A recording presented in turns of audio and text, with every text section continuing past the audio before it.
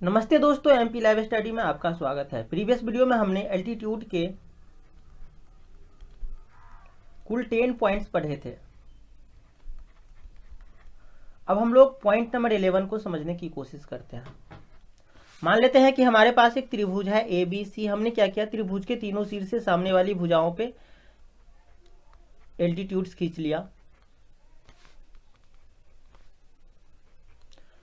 तो यहाँ पे ये हमारा तीनों एल्टीट्यूड है। एडी एल्टीट्यूड बीसी पे, सीएफ एल्टीट्यूड एबी पे और बीई एल्टीट्यूड एसी पे। ठीक है, अब हमें एक चीज समझना है।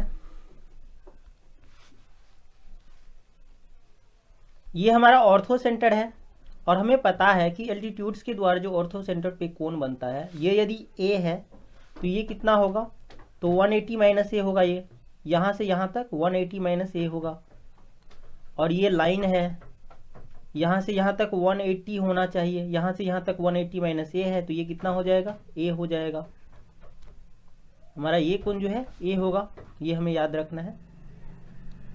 अब यहाँ पे ये जो कोण होगा यहाँ से यहाँ तक, ये 180 माइनस बी होगा। ठीक है, तो ये बी हो जाएगा इसी तरह से। और यहाँ पे देखना है, ये यहाँ से यहाँ तक जो कोण है, यहाँ से यहाँ तक जो कोण है ए से पूरा बी, ये वाला, ये कितना है 180 माइनस ये सी। ठीक है, तो ये कितना हो जाएगा, तो ये हो जाएगा, ये सी हो जाएगा, ये बी है। ठीक है, अब हमें क्या करना है, ये जो हमारा ओडी है इसे एक्स मान लेना है। ये ओई जो है इसे वाई, और यहाँ पे ये ओ एफ जो है इसे जेड मानना है। ठीक है, उसके बाद फिर क्या करना है, ये जो हमारा ओ सी है इसे हम लोग मानेंगे एम, और ये ओ ए जो है इसे एन मान लेते हैं। ठीक है, अब चूंकि ये बी है तो ये कोण भी बी होगा, ये सी है तो ये भी सी होगा, और ये ए है तो इधर भी ए होगा। ये हमें समझना है, ये ए तो ये भी ए। अब हमें त्रिभुज यहाँ पे ओ डी सी में देखना है, ओ डी सी में। ठीक है, ओ डी सी में सेक थीटा इक्वल टू, मतलब कि सेक बी, ये कोण बी है तो सेक बी इक्वल टू क्या होगा, हम देखते हैं। त्रिभुज ओ डी सी में यहाँ पे सेक बी इक्वल टू क्या होगा, तो एंगल ये है तो ये होगा आधार, ये होगा कर्ण, और सेक बी इक्वल टू क्या हो जाएगा, तो कर्ण बट्टे आधार, यानी कि यहाँ पे होगा एम बट्टे एक्स। फिर हमें त्रिभुज ई ए सी में देखना है। ठीक है, ई ओ सी, और यहाँ पे ये एंगल है तो ये कर्ण होगा और ये आधार होगा। तो यहाँ पे हम लिख सकते हैं सेक, ये वाला ए है कोण, तो सेक ए इक्वल टू एम बट्टे वाई। यदि हम इसको इक्वेशन फर्स्ट ले लेते हैं और इसको सेकेंड, तो समीकरण फर्स्ट एवं सेकेंड से क्या हो जाएगा, तो हम देख सकते हैं, सॉरी इसको सेकेंड नहीं लेना है, इसको थोड़ा और छोटा करते हैं। यहाँ पे यहाँ से m इक्वल टू क्या होगा, तो m इक्वल टू होगा x सेक b। इसी इक्वेशन हम फर्स्ट कर लेते हैं। यहाँ पे m इक्वल टू क्या होगा, तो ये होगा y सेक a। ये हमारा हो गया इक्वेशन सेकेंड। तो यहाँ से हम लोग देख सकते हैं समीकरण फर्स्ट एवं सेकेंड से ये दोनों बराबर हो जाएगा। ये हो जाएगा समीकरण फर्स्ट एवं समीकरण सेकेंड से एक्स सेक बी बराबर हो जाएगा y सेक a। यहाँ से यदि हम x बट्टे वाई निकालते हैं, x बट्टे वाई इक्वल टू हो जाएगा सेक a बट्टे सेक b। तो यहाँ से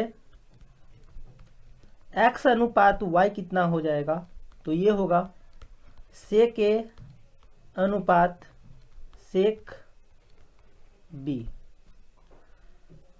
इसे हम लोग इक्वेशन थर्ड ले लेते हैं।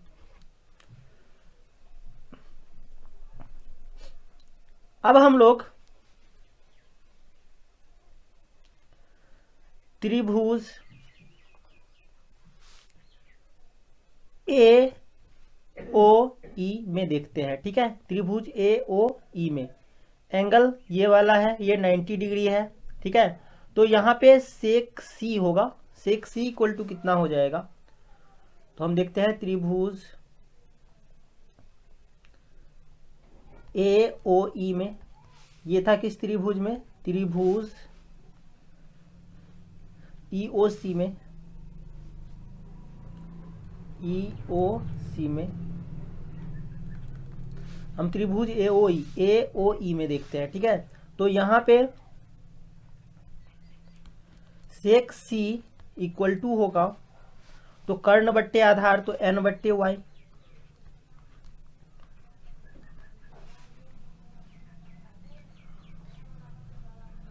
यहां से हम लोग y n निकाल सकते हैं। n इक्वल टू कितना हो जाएगा, तो y सेक सी।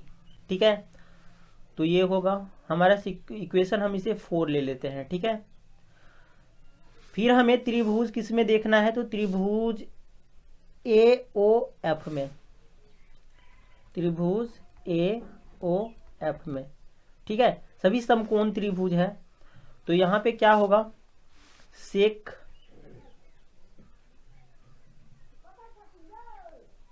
यहाँ पे सेक बी आएगा, यहाँ पे होगा sec B, sec B equal to यहाँ पे कितना होगा, तो कर्ण बट्टे आधार मतलब कि n बट्टे जेड, तो ये हो जाएगा n बट्टे जेड। तो यहाँ से ये आ जाएगा z equal to, sorry n equal to आएगा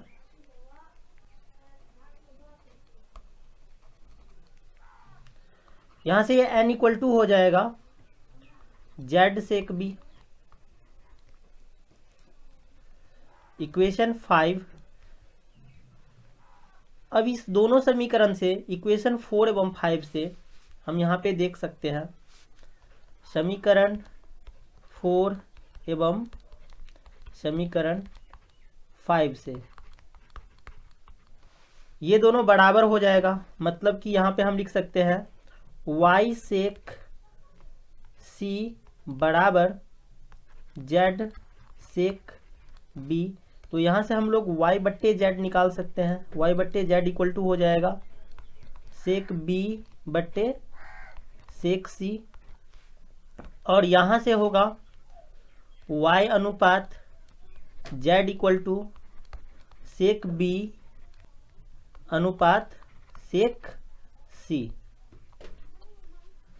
तो इसे हम समीकरण 6 ले लेते हैं। अब यहाँ से समीकरण 3 एवं 6 से हम देख सकते हैं, ये समीकरण हमारा 6 है, x अनुपात y अनुपात z कितना हो जाएगा, तो समीकरण 3 एवं समीकरण 6 से x अनुपात y अनुपात z बराबर होगा सेक a अनुपात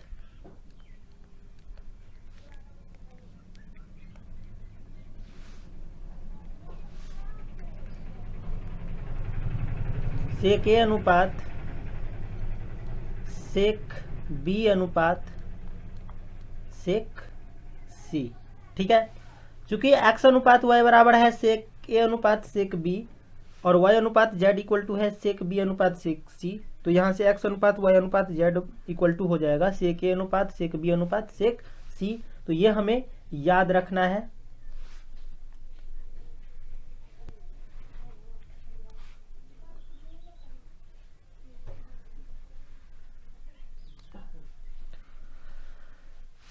कि इसमें x अनुपात y अनुपात z जो होता है हमेशा क्या होगा, तो सेक a अनुपात सेक b अनुपात सेक c। हमें याद रखना है x अनुपात y अनुपात ये z जो होगा कितना होगा, तो सेक a अनुपात सेक b अनुपात सेक c। ठीक है,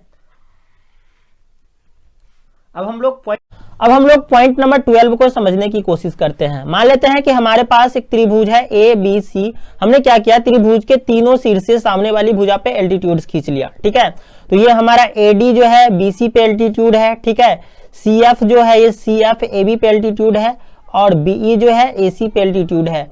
इस एल्टीट्यूड को हम मान लेते हैं H1, इसको मान लेते हैं H2 और ये जो हमारा एल्टीट्यूड है इसे मान लेते हैं H3।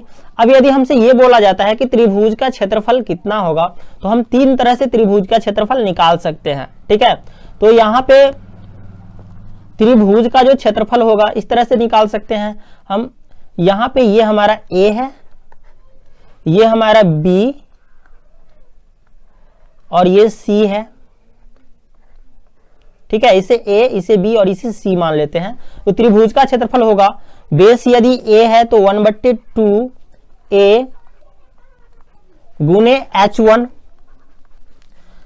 यहां पे त्रिभुज का क्षेत्रफल ये भी हो सकता है, बेस को यदि B मानते हैं तो 1/2 गुने B गुने H2 और त्रिभुज का क्षेत्रफल ये भी हो सकता है, यदि बेस हम C लेते हैं तो 1/2 गुने C और गुने H3।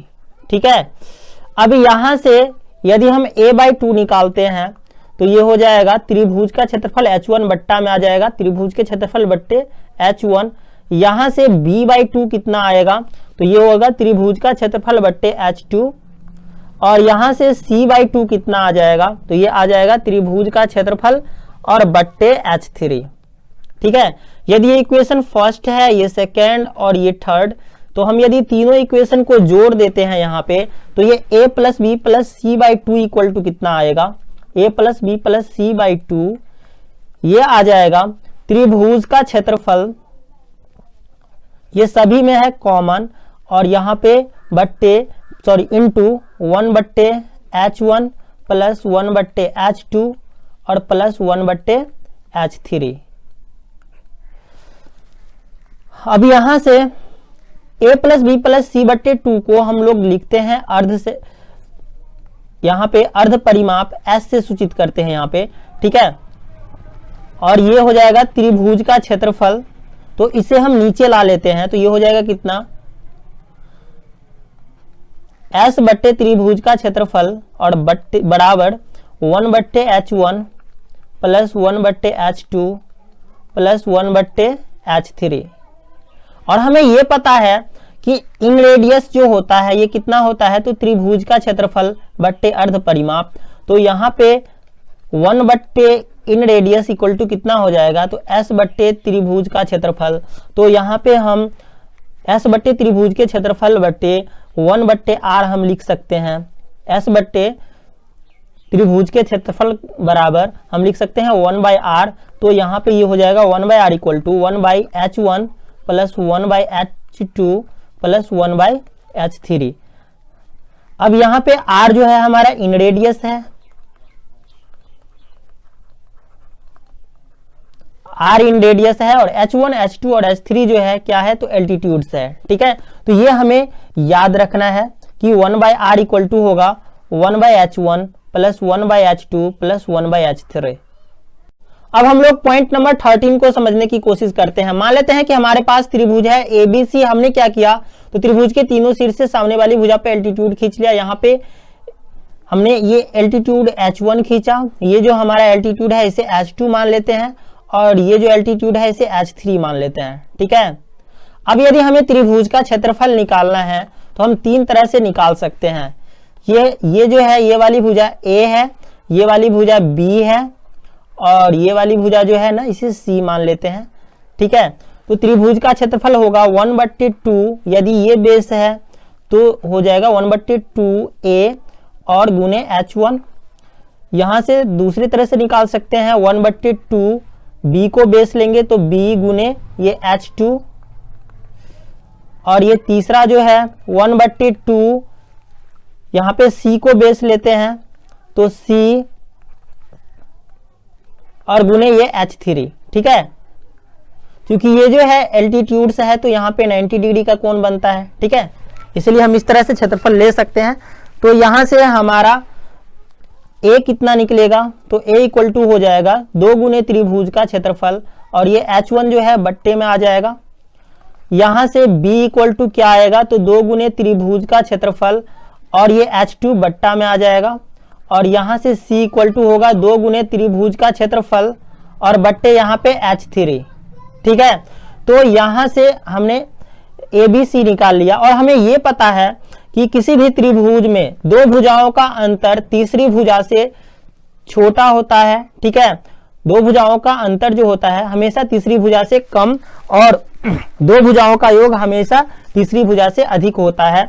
तो ये हमें लिख लेना है यहाँ पे b माइनस सी क्या होगा, ये दो भुजाओं का अंतर तीसरी भुजा से कम होगा, मतलब a से कम होगा और दो भुजाओं का जो अंतर है तीसरी भुजा a से क्या होगा, तो अधिक होगा। यहाँ b प्लस सी ये अधिक होगा। अब क्या करेंगे, तो हम सभी का वैल्यू यहाँ पे पुट करेंगे। तो ये b माइनस सी, तो यहाँ पे हम देख सकते हैं ये b माइनस सी, तो 2 गुने त्रिभुज का क्षेत्रफल दोनों में है तो यहाँ पे हम लिख देते हैं 2 गुने त्रिभुज का क्षेत्रफल इंटू कितना हो जाएगा, तो 1/h2 माइनस 1/h3।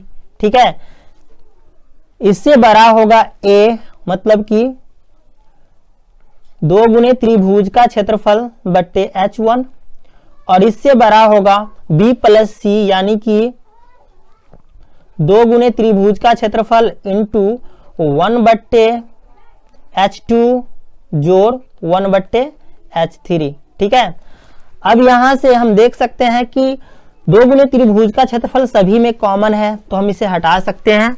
तो ये हो जाएगा 1/h2 माइनस 1/h3, इससे बड़ा होगा 1/h1 और इससे बड़ा होगा 1/h2 जोड़ 1/h3। ठीक है, अब इसे सॉल्व करेंगे तो ये हो जाएगा h3 माइनस h2, ठीक है, बट्टे h2 इंटू h3, ये इससे बड़ा होगा 1/h1 और इससे भी बड़ा होगा यहाँ पे h3 प्लस h2 और बट्टे h2 इंटू h3। अब हम क्या करते हैं, तो इसको उल्टा कर देते हैं। पहले ऊपर में लिखते हैं h2 इंटू h3 और नीचे में h3 माइनस h2। ठीक है, तो ये हो जाएगा h2 इंटू h3 बट्टे h3 माइनस h2। ठीक है, तो यदि हम इसको उलटते हैं तो ये जो है हमारा साइन ये भी चेंज हो जाता है। ठीक है, ये भी उलट जाएगा तो ये इधर आ जाएगा इधर की ओर, मतलब कि ये बड़ा हो जाएगा इससे। इसको उल्टेंगे ये h1 और ये h1 बड़ा होगा किससे, तो ये हो जाएगा, इसको ऊपर लेंगे h2 इंटू h3 बट्टे h2 प्लस h3। ठीक है, अब इसे हम लोग ठीक से लिखते हैं, पहले इसको लिखते हैं तो ये हो जाएगा h2 इंटू h3 बट्टे h2 प्लस h3, ये छोटा होगा किससे, तो h1 से और h1 छोटा होगा h2 इंटू h3 बट्टे h3 माइनस h2 से। ठीक है, तो ये जो है हमें याद रखना है ये पॉइंट।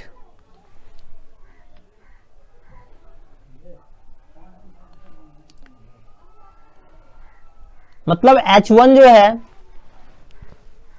h1 ये h2 इंटू h3 बट्टे h2 प्लस h3 से बड़ा होना चाहिए एवं H2 इंटू H3 बट्टा H3 माइनस H2 से छोटा होना चाहिए। ठीक है, इस दोनों के बीच में होना चाहिए H1।